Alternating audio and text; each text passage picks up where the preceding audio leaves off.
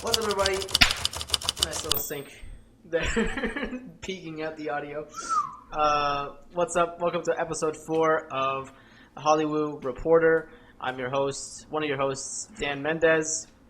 My other host, Matthew Mingo. Terrible. I'm tired. This is our second episode today. Second episode. We spent a good hour talking to our good friend Vinny. Who's on this episode. Who contributed a lot to the last episode. He's not here right now. He's having dinner with his wife. So we're going to have to do without him. Yeah. It's all good. And he's been a good one. This one is a good one. It's a good episode. It is a good episode. Finally, Mingo is just like, yep, good ep. Yep. Thank the whole God. thing is good. Good. From start to finish. Not just half, not just a line. Not just everyone thinks this is good, but I think it's terrible. Are the inverse of that? No, I have that because I think Iron Man 3 is the best Iron Man movie, and everyone thinks it's the worst. I think I saw it on a plane without audio. It's a good movie. Okay. It gets a lot of hate, but I do like Iron Man. Iron Man 2 is trash. 3 is great. 1 is incredible. Okay. All right. Let's dive into it. Zoey and Zelda. Zoey and Zelda. Because there are the episode title comes from a line in the show about Mr. Peanut Butter's TV show. Zoey and Zelda's episode was written by Peter A. Knight, the first time someone besides the series creator has written an episode for the show. That's gonna be interesting. And Amy Winfrey directed that. I hope I'm pronouncing that right. So this is, I think, also the first female director of the series. So, do you think that's why it's so good? Is because it's like the first ever episode where they're, not the people that wrote the first. I think maybe. I'm not sure how the writers' room for BoJack works. I'm not sure if there are some shows that no matter whose name is on it, the person who's running the show rewrote all of it. Like that was a big thing on Gilmore Girls, for example. Right. You would get your name on a script because you wrote it because it was your assigned script. But the show creator Amy Sherman Palladino might have written 95% of it, so it's her words, but you get the credit for it. Right. And that's actually writers get paid this way. You get a salary and then you get bonuses for writing scripts. So for a lot of shows, if the showrunner takes away that freedom, all of a sudden you wrote the script with the showrunner's rules. If I write more than 50% of the script, like Matthew Weiner did on Mad Men, I get co-writing credit. Okay. That means you get less money though on the script. So it's good and bad. Some people are like that though. Amy Sherman gave credit to the Gilmore Girls writers, and Matthew Weiner did it for the Mad Men writers. So, but besides that, it could. I'm not sure if the BoJack writers' room works that way, where someone writes the script and then Bob, the show creator, comes in and just rewrites the whole thing. I have not read that much on the writers' room of the show. So good to know though. This is a little inside baseball. Inside BoJack. Inside baseball. Inside BoJack coming next week to NBC. It's BoJack's colonoscopy. It's going to be epic. This show opens on another flashback. That's right. Yeah, with back to the 80s, 90s. I think it's 90s. I think it's 80s because I think the show takes place in the 90s. Horsing around. Horsing around is the 90s. 90s. I think the 80s is because there's the big stand-up boom in the 80s. Right. This is the one where he is doing stand-up. Yeah, it opens up on that. Yes, it opens up on that. The Seinfeld, a Seinfeld theme plays, and this is the 80s. No, that's a different episode. Oh, okay. Yeah, but the Seinfeld theme plays, and it's BoJack doing stand-up, and he ends every joke with, "Did you get it? Did you get it? Did you get it?" Yeah. No one's laughing. No, it's great because Seinfeld has comedy that you actually have to think about. Yeah, you do. But BoJack's whole thing is he's just not very good. You get it? He's just not very good. Here's some advice. Don't ask them if they get it. If the joke's good enough, they'll get it. How will I know they laughed? How do they think it's funny? They'll laugh. It's just wow. Thank you, Herb Kazaz. So BoJack he gets heckled a little bit by the great Herb Kazaz, R.I.P. We don't know that yet, so sorry. Spoiler alert. My bad. And Herb Kazaz gives him some advice, and Herb Kazaz eventually creates Horsing Around, which BoJack stars in. This is the start of their friendship. And BoJack asks him, "Why are you being so nice to me?" And Herb Kazaz's answer to him is I've been doing stand-up for 1 year. It is the responsibility of the big guys like me to give advice to the little guys like you. And then it cuts to, modern times, and BoJack is yelling at Todd about leaving his shit in pick up your shit, Todd. And about in the living room because Todd doesn't have a room or even a closet to put his stuff in. And Todd's like, why are you always yelling at me? Because BoJack goes, because it's a responsibility of the little guys like you to help the big guys like me. My great man told me that once. And then it so that's the opening of this episode. I think it's a very strong opening because we got to learn about who BoJack was before horsing around. Mm-hmm. Because the whole time, BoJack's kind of a jerk regardless of when we've met him. Right. Because he's at retrospective jerk when we meet him. Mm-hmm. He's at present jerk in the back when the show's on the air. When he's at the peak of his stardom. And there are two. So when we see BoJack in the 80s doing stand-up, he's a nice guy. Right. He just wants to do stand-up and make a career out of this. And he doesn't drink at all either because her ass says, I'll buy you a drink. And BoJack goes, I don't drink, which is not the BoJack we know who pops pills and drinks. And it's very sad. Right. So the rest of this episode basically is the Zoey and Zelda thing comes into play throughout the whole episode because like there's two types of people, a Zoey and a Zelda. And a Zoe's more of a lighthearted person who's fun, and Zelda's very more serious. And we learn this because that is the two daughters' names on Mr. Peanut Butter's TV show. Mr. Peanut Butter's like Playhouse. Was it? I think it's something like that. Peanut Butter. That seems like Pee-wee's Playhouse. I would say, I don't know.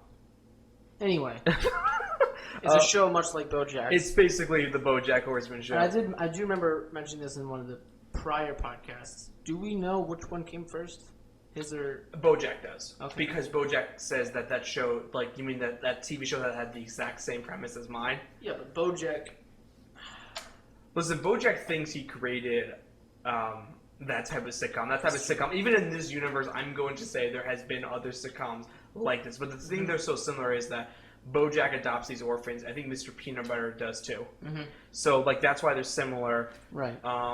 The thing that is... I love about the Mr. Peanut Butter's house is his TV show. It was created by David Chase and Stephen Bochco. Mm-hmm. And for those who do not know, David Chase created The Sopranos. Mm-hmm. And Stephen Bochco, I believe, did like NYPD Blue and stuff. So like the two grittiest dramas of that era, they also created this really cheesy sitcom. I love that joke the minute I saw because like, oh my god, like maybe 10 people will get that. And it's just a really I didn't get it. No, I that's why I brought it up. I also don't have notes. You also don't have notes again? The running gag is going to be that Mingo has all the notes and I just don't have them. Mendez brings the equipment, I bring the preparedness. I set all of this up and he just talks. I just talk. No, I promise I will have notes next time. We'll see. We'll see how it goes. I'm a busy man. You're a busy man. I'm not. I have a very... I have an hour to watch an episode of Mendez is like, I don't have time to... I'm not going to stop and go... Here's Mingo, I pause it, take notes, sit there with a thing of scotch. Me, I'm playing video games while watching BoJack. Like, yeah, that's fine. Here's me being like, I gotta put my phone away. Gotta focus. No, I do pay attention to the episodes. It's just that he does such a good job of writing things down, and that's what he does, is he freaking analyzes every single second. He's like, this is what they mean, and I'm like, okay. So keep going. This is gold. I'm piggybacking off of you right now. I can feel you. I can feel you, Bendis. So BoJack is asked like, why doesn't he like? He kind of ridicules Todd for something at the dinner that they're all at because they're at a dinner when this whole Zoey and Zelda thing is brought up, and it's brought up by a writer who's writing an article about Mr. Peanut Butter for BuzzFeed. Yes, which I love. I love that it's because it's so serious. I love that it's a career retrospective about Mr. Peanut Butter, and it becomes the slam piece we later find out. Yeah. And we also learned that the guy who's writing the article also dated Diane. Yeah. So that's not really that important, but I'll bring it up. So he sticks around long. He sticks around long. He just keeps appearing like, oh, are you a Zoey or are you a Zelda? Yeah, exactly. So we do. So while BoJack is ridiculing Todd at this dinner. Todd, I think you get the idea, is starting to believe that BoJack's right, that he is a loser, he's a failure. He's like, I probably would never even finish that rock opera I've started. And cut to Todd doing his rock opera for everyone who's at this dinner, and it's really bad. Yeah. Well, I think we can all agree that rock operas are a very, very tricky thing to get good. No? You don't agree? I really don't like musicals, so. Well, me neither. But I'm saying... We have shot. I'm saying you don't just wake up and No. I'm going to do a rock opera. And with no musical talent whatsoever. It's not like a podcast where you could just be like, let's make a podcast. We're two white guys. We have the ability. Where like we sit down and we just talk about each Yeah. episode of a show that no one No one cares about but us. This is a good show. Yeah, we love it. Please, it's great. Please tell your friends. It's great. But no, Todd does this wrong. And listen, like I said, I really don't like musicals. I know, okay, before people at me or whatever, I really don't care. But I know there's probably a difference between opera and musical theater. I don't like either. We have filmed many musical theater performances for a local company. Yeah. They put on really good shows. Yes, and it's impressive. It's really impressive. They are never my thing. No.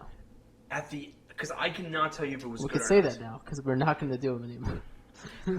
I haven't done one in such a long time. The guy who puts them on is really nice. He's a good guy, and he makes really good shows that are fun to watch and are interesting. The thing is, they're never my genre of music. Also, you didn't hire us back.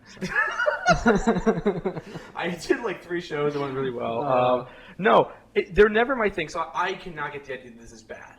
Okay. But you can tell this is not a good rock opera because Todd has no experience doing this, and everyone kind of gives him that like, oh yeah, it's good. It's kind of like when I show someone one of my short films, and they're like, oh, that was a nice effort. Yeah. And so Todd kind of is going to put it away, and Diane encourages BoJack to basically mentor him because she asks BoJack about his past and if anyone ever helped him. Which their scene starts off with my favorite jokes now is BoJack explaining like blues music to Diane about like the influence in England, and Diane goes like, "What does that have to do with you meeting Paul McCartney? I thought you would have wanted some backstory."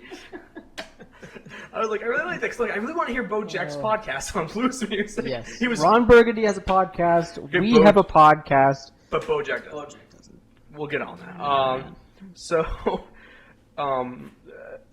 Diane asked BoJack, "Did you ever mentor you?" And BoJack says no. Of course, he's lying because Herpes Ass mentors him and gives him his break. And BoJack decides, through encouragement by Diane, again being kind of the conscience for the show, decides, BoJack will mentor Todd. And I like that, BoJack giving him notes in the beginning is just like, it's complete shit. It's terrible.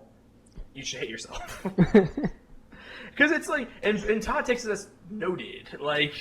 Yeah. Okay. Yeah, and then he really works at it constantly because he interrupts BoJack. I love Todd. Todd is the best. Todd is the best. And this is the first real storyline for him. This is why it's a great episode. Yeah. It's the first time they actually know how to use Todd. And there's It only gets better from here. it does, because Todd goes on the best adventures. There's that moment, you can tell Todd's really trying, because he interrupts BoJack having sex with Princess Caroline once, and then with himself the second time. Did you get there? Did you get there? And the first time it's the Princess Caroline, and Princess Caroline just like, no, I didn't. And then the second time it's to the bed, and he says it to like it's an actual person. Did you get there? The best 2 minutes the bed ever had, probably. But Todd keeps coming in and pitching new ideas, and BoJack keeps saying they're terrible and they're just bad. Like, I don't even know what you're talking about at times. And then Todd's playing a part of the song again, and I think like the line like "That's why this planet sucks" is like a great way to end a song, in my opinion. And BoJack says it's really bad for stupid reasons, of course. Like, oh, it's like if it was like a million Holocaust, I would prefer that more than, or something like that. And Todd realized that none of BoJack's notes are notes. Right. They're not. They're just insults. There's things I take. I don't take any notes. Exactly. I tell Mendes all the time. Like, and he doesn't take any of my notes. I need to take notes. I know. I told Mendes to go to my barber to go get those implants, and he did not listen to any of them. I did listen to the implants one.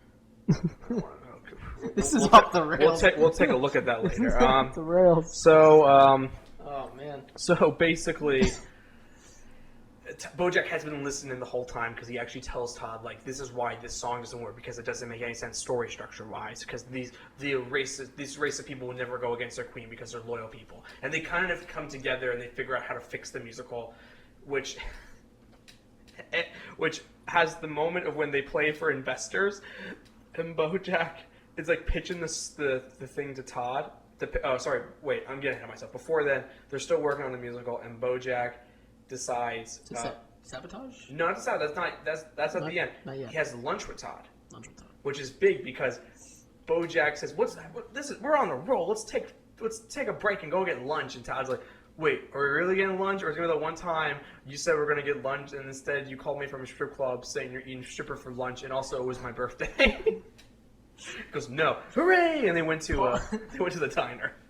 Aaron Paul is the best. He's so good. This is his best performance. Yeah, that was even better than Breaking Bad. Did you watch Breaking Bad? I watched all Breaking Bad. Okay. He was even better than his show The Path.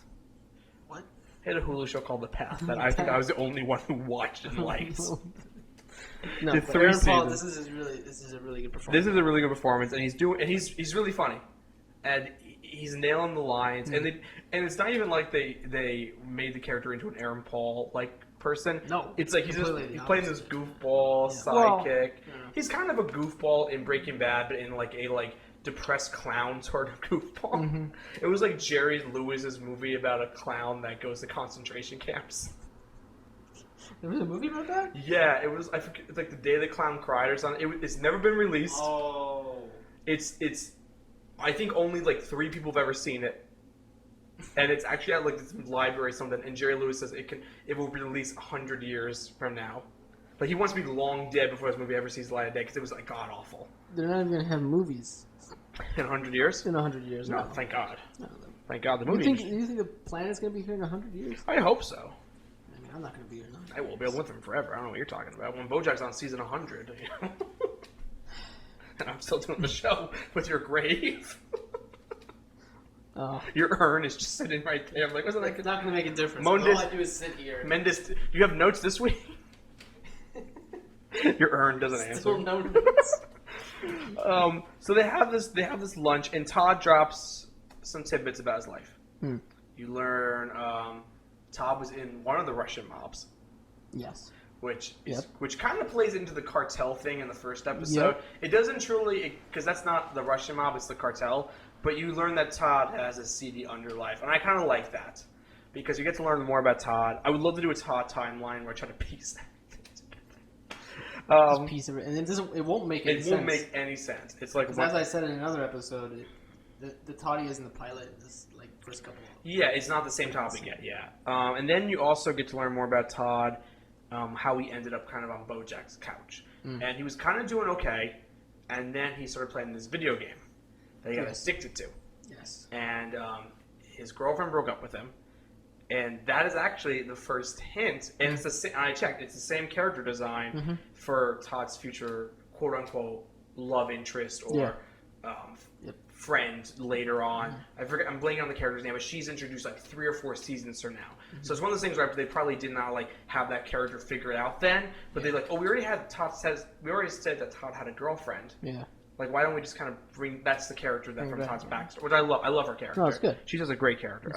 So Todd's playing this video game, got addicted. He ends up getting kicked out of his house. I think he ends up at a party and just decides to stay at BoJack's house because he says in the pilot episode he told BoJack he was like a troubled youth, and BoJack thought he was a gay teenager whose parents didn't agree with his life choices. But he was just lazy.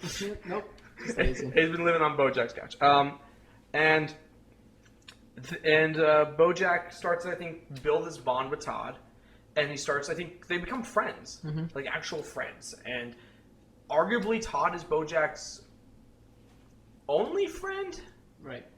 Because I know, Diane in a future episode will say BoJack's her best friend, but I don't necessarily always get that from their relationship. I know it was always a professional thing. And even when they become friends, I feel like they're dragging each other down. Yeah. Where I think BoJack drags everyone down, but I think Todd. Who ends up being mad at BoJack in a later episode for valid reasons. I honestly think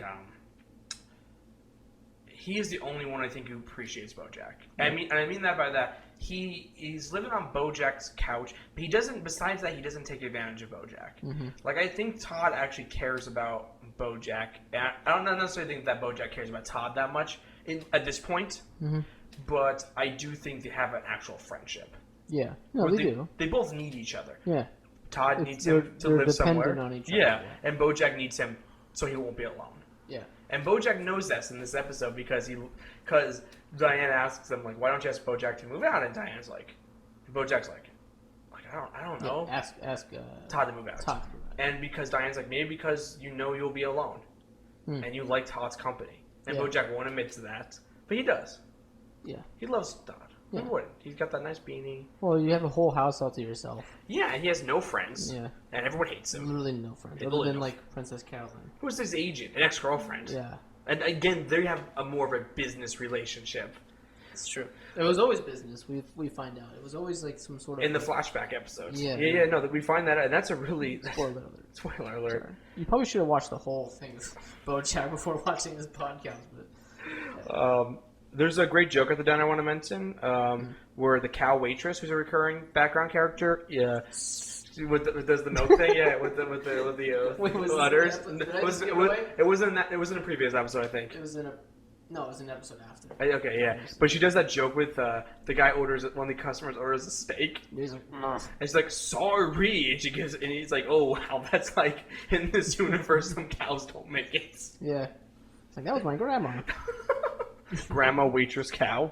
Smells like grandma. Oh, it was my grandma. Hope she tastes well. Grandma steak.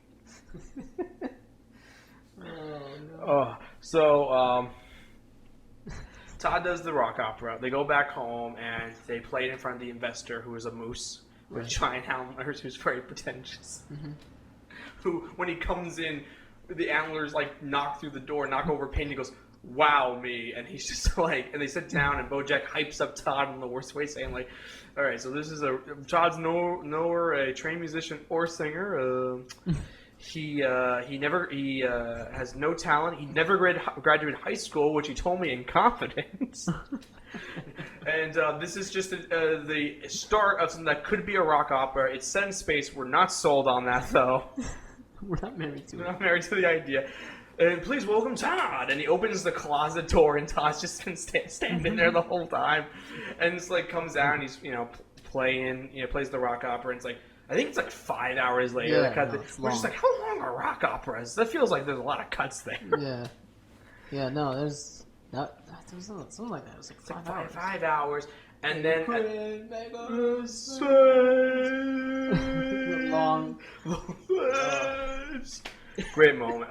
Again, you probably should have watched it. You probably should have watched it. I don't know why you're listening to this if you haven't watched BoJack at some point. If you're following along, thank you. Then the moose gives a note, which is it needs a third act showstopper, but I will buy it after that, basically. And when he says I'll take the third act showstopper, BoJack's response is basically I had the same notes, like BoJack's been given like constructive criticism the whole time. So after all that, BoJack is very excited for Todd for a brief moment because Todd's been able to do this rock opera that he's been working on him with. But then Todd says to BoJack, "Hey, like, I will be able to move out of your house and you won't be yelling all the time, Todd, pick up your shit, Todd, pick up your shit, Todd, who's that actor from Growing Pains that I like? Not that one guy, but the other." Like, and then BoJack realizes at that moment, Diane's right. I am going to be alone. And that is completely true. He will be alone, and that's when he decides he's going to sabotage Todd's musical. Right. And he does it by they go to a store. I like this. This is the moment that I start to really love BoJack as a show. Is this really only 5 cents? When they go to the store, because they're buying snacks and Red Bull, so Todd has enough energy to do it, do the musical, come up with a third act showstopper, and they're buying the stuff, and Todd sees in the 5 cents bin this video game, the video game that he likes, the new edition of it, that like whatever, like number 8 or whatever. Yeah. And in line, when I watched this for the first time years ago, I thought to myself, "Is that Margot Martindale?" Is it Margot Martindale? Character actress, Margot Martindale. She's a recurring character. She is. She's great. This is a brilliant. Is that role. actually her voice? That's actually her voice. So I'm watching this like, that can't be Margot Martindale. This is like a weird thing to do. BoJack basically sabotages Todd by putting that game. You find out at the end of the episode that BoJack bought the game at another store, put it in the 5-cent bin. The guy bought it. For a dime. Margot Martindale's in on this whole thing. So Margot Martindale is in the episode, and that's when I went, this show is genius. This is great. Because they don't draw attention to it until the end. And I'm like, what? So it could have been anybody. It didn't have to be Margot. Margot Martindale. It could have been a random stranger. It could have been one of us. It could have been BoJack. It could have been BoJack. He didn't need Margot Martindale. But he hires her anyway because she's a great character actress, and she can play someone standing in a line. So the great thing is, though, the video game Todd is playing is just basically like Tetris or something. Tetris. It's like a weird version of Tetris, and he plays it for 8 straight hours. Is it Racial Slaughter? Something like that. Racial Slaughter 7. Yeah, and it has this game's not even out yet. Has this badass Viking like yeah, it's cover. a super badass like. You think you're playing like a medieval Call of Duty or something, or some crap game like that. Level 1 is just Tetris. It's a good version of Fortnite. It's and then instead it's Tetris, and Todd stays up all night doing it, and he's not ready to do the musical. He doesn't have the third act showstopper. He fails because of that, and BoJack basically like in a moment of like kind of. They're basically demeaning Todd, and BoJack stands up for him and says like, "You can't say that about my friend. He tried really hard and just came up short." And he burns the bridge for Todd. He's just like, because he's like leaving, like basically yelling at everybody like, "You have no idea what you're losing." And Todd says, "You know, maybe we don't want to burn the bridge. I could beg for another chance." Like, no. And then BoJack leaves, saying the Sarah Lynn's catchphrase, "Suck a dick, dumb shits." Suck a dick, dumb shits. And they leave, and BoJack then offers the closet to Todd to put all of his shit in. Yeah. Because now Todd has a place here, and underneath the you find out at the end of the episode that the receipt that when BoJack returned the game to the original store, he didn't have the receipt, and it's under the couch. So that's kind of like a foreshadowing thing for later, like, oh, he's going to find out about this because BoJack is sloppy with this thing, and he pays off Margot Martindale. That's Again, did not need to be Margot Martindale. But we're thankful it is, because Margot Martindale is amazing. I love her in everything. All right. She's amazing. Margot Martindale, come on the show, be my wife. What has she been in? I'm sorry. What has she been in? What character actress is it? She was in season 2 of Justified. Okay. A really great show. She was in this is not one of her better performances. She was in the show The Millers. Okay. On CBS, she played the mom. Okay. She was in had a recurring role in The Americans. Okay. She won an Emmy for that. She's had a very great career. Okay. And she plays like she was on the show Sneaky Pete. I can't believe I haven't looked her up. She's a recurring. She becomes basically a character. She becomes the lead, basically. No, she it's so recurring. BoJack. It's so recurring. It's like I don't know. Maybe like the whale. Keith Olbermann's character. The whale on the news. Yeah, basically becomes one of them. Yeah. So that was basically BoJack's plot for the episode. You have another storyline, which is not as big, but again, back to like Diane, ex-boyfriend writing the article, Mr. Peanut Butter. He's popping up in the episode saying things like, now BuzzFeed's writing a cover story for me. And BoJack's like, there's no cover stories on the internet. There's no cover. There's no cover. Which is not technically true. No, it's homepages, yeah. Homepage, yeah. Because as someone who reads frequently on different websites, there are cover stories. Yeah, and change it every once in a while. they basically more become now like... They drop you. Exactly. They become like, here's a 10,000 word piece on something. Basically, it's on the homepage for a while. It's a big cover on someone. So they still do it. But I like BoJack's just like, no. Because Mr. Peanut Butter is insinuating Diane writing a book about BoJack is the same thing about this guy writing a BuzzFeed article. So... they keep popping up, and you find out at the end that the ex-boyfriend is basically there to win back Diane because he notices that Diane's not really happy with Mr. Peanut Butter. They're not equals in his mind. They're not intellectual equals. And Diane's response to him is, Mr. Peanut Butter's nice to me. Like, he doesn't make me feel bad. He doesn't tear people down like you are. Like, he's just a nice guy because at one point Diane wants to go to Diane Arbus exhibit at whatever museum. Mr. Peanut Butter wants to go to the burrito place, which they get T-shirts later of the burrito size of my head. They both were wearing it during Todd's rock opera, which I thought was a nice touch. That's awesome. And Mr. Peanut Butter buys her plane tickets to go to San Francisco because that's where the exhibit's going next. Right. So he makes up for his mistake, and he understands that this was important to Diane. And I like that response to Diane because it kind of like sums up the relationship. Because anyone's watching the show up to this point, like 4 episodes in, you're like, why are they together? Yeah. Like, just because they kind of click. Yeah. Because Mr. Peanut Butter, even though he comes off as very simple, yeah, I get that. He's very smart in.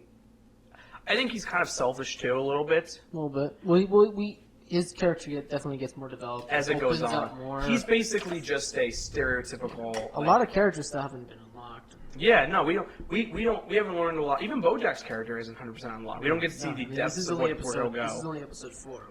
We haven't even watched anything yet. Well, you kind of get the idea of why Mr. Peanut Butter and why Diane likes Mr. Peanut Butter, because Mr. Peanut Butter's just a good guy to her.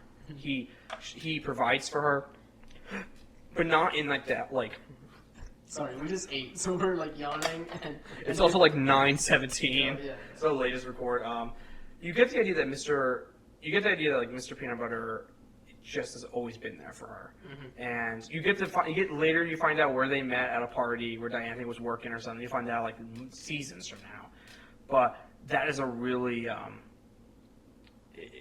this episode really kind of at least develops their characters more. Right. And there's that moment where the ex-boyfriend is telling Diane all this stuff, like why, he should be with her, she should be with him. And Mr. Peanut Butter's in the room the whole time at the kitchen table. At the end, he goes like, I liked him. Those little tongues there. Yeah, I love that. Yeah. Oh, that's a great. That is basically the. I think someone's breaking doors. I think someone's Finney's back, my friends. He's returned. The vulture's back. The vulture's back, folks. I think that. Oh, look at you boys. There you go. I think that's basically the extent of this episode. You got anything to add? No. Let's wrap it up quick. Yeah, let's. He just walks in. Dad's back, everybody. Hide the beer and the women. Dad brought the beer and the weed. Oh, shit. He's on a bike now. He's on the exercise bike. There he is. He's got a beer. He's got a beer. I got a joint. This is. So what a focus. I really do. You guys want to go do a mic? A mic No. right now? Right now? Yeah, there really is one. Oh man, I got work tomorrow. I know. I knew you were going to say that. Responsibility. Oh man, Vinny walks in. The All tone things changes. gonna help. We were No so more serious. BoJack. No, yeah, I mean, I think that's about it. I mean, this is Yeah. a pretty simple episode. Guys are so just Zoe and Zelda, though. Zoey and Zelda. Zoe and Zelda. Do we ever find? Did you even mention it? What BoJack is and what everyone else is? Yeah, they kind of go over that. I might get them reversed, but I think It's tough because they both start with Z. yeah, and I've watched this episode like 3 times. I still, for the life of me, don't remember which one's which. Right. It's like Todd would be like a Zoe. Diane would be like a Zelda. Right. Mr. Peanut Butter would be a Zoe. BoJack would be closer to a Zelda. Right. And that's basically the extent of it. Like the whole theory behind this guy's Hopefully, we get the names right. yeah, the whole theory behind this episode, behind this idea is like the guy's like, you can kind of, the show was terrible, but you can wean down everyone's personality to whether a Zoe or a Zelda. Right. That's the point. Yeah, and I love And the it fact is pretty accurate the guy I like. to the point where, like, BoJack and Todd are complete opposites. They can't coexist without. Exactly, that's kind of the point of the episode. Yeah, okay. That's kind of like the running theme. Should we rate the episode? We can rate the episode, We'll yeah. rate the episode. All right, Go ahead. Go first. I really dug this episode. This is my favorite episode so far. Four episodes in. This is a great episode. This is the one that made when that receipt thing happened. I wanted to know where we're going. I was just like, the ominous music. it was like, shit. the light bulb went off. I was just like, I gotta keep watching to see where that goes. Like, is Marco Martindale coming back? Like, Marco Martindale. and it ends with so yeah, I gave it an 8 out of 5. Okay. I'll agree with you and say 8. 8 Okay. Out of, wait, 8 out of 5. 8 out of 10. Sorry, 8.5 out of 10. 8.5 out of 10. I'm gonna say 8 out of 10. I probably have to watch the episode again because you did hit some good points that I just shook my head out, but I was like, hey, he's got a good point. But yeah, definitely 8 out of 10 in terms of episodes we covered so far. Yeah. I think in terms of episodes altogether, though, right? I feel like do we grade them differently? I grade them based on what it is as itself. Okay. Like episode as a whole. Okay. And as a larger scheme of things, I think this is not one of the best episodes of the series, but this is the best episode up to this point. And I do think it's a great episode. Okay. Yeah. Okay. Yeah. 8 out of 10 from both of us.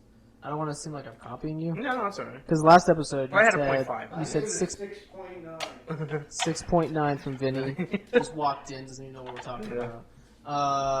Yeah, I think that's it for this episode. Yeah. Not much to say about it. It was just a good episode. Just a good episode. And it does cover a lot of stuff. Yeah. Do you want to end this episode? I feel like I always end it. You always start it well, and I always end it however. Do you want to end it? I'll end it, yeah. Thank you for listening to the Hollywoo Reporter. By the time this out, you'll be able to follow us on Twitter. It'll be in the show notes and on Instagram and whatnot. And please, rate, like, and subscribe us. Leave a review. It helps us get more notoriety. Until next time, have a good one. Thanks, guys.